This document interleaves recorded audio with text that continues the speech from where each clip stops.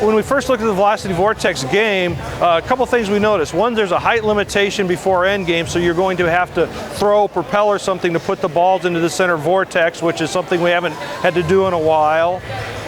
There's a limited number of items this year, so there's not as many field elements, and you can reuse them, which is the first time we've been able to do that. So you can put a scoring element through a certain area, and then you can pick it up and score again. So there's things like that, and this large ball is going to be a very difficult object to handle because of its size and the fact that it is inflatable and squeezes a little bit.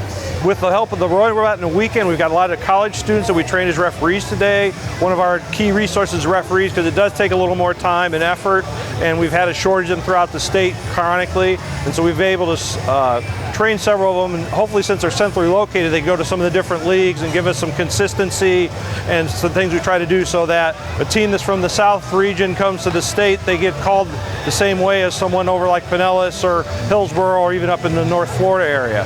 So that's been the key for us. It's hard to recruit referees because everyone's a little scared, because you do have to do extra work, you have to read the rules, there's forms that you need to keep up on and do that, but really with just a little bit of help and with the key head referees that we got in the various leagues, the 7 across the state, they're a good resource, and they can usually fill the folks in. Hey, this week we need to concentrate on that to do that, and it just helps us that way, because then we have several people that can go, and that way they're not stuck reffing every single one. If they can just come out and do 1 or 2 meets a year, it really helps. Plus it gives a chance the kids to see some different people, get some different things and do that. To start volunteering, check with your local school, high school or middle school if they have a team, talk to them, get them in touch with the league coordinator and the volunteer coordinator and talk to them, and they can tell you, hey, these are what we need volunteers for. We're short of referees or field technical assistants, or regular volunteers, that kind of thing, and talk to them and get involved. And once they do that, the sky's the limit. You can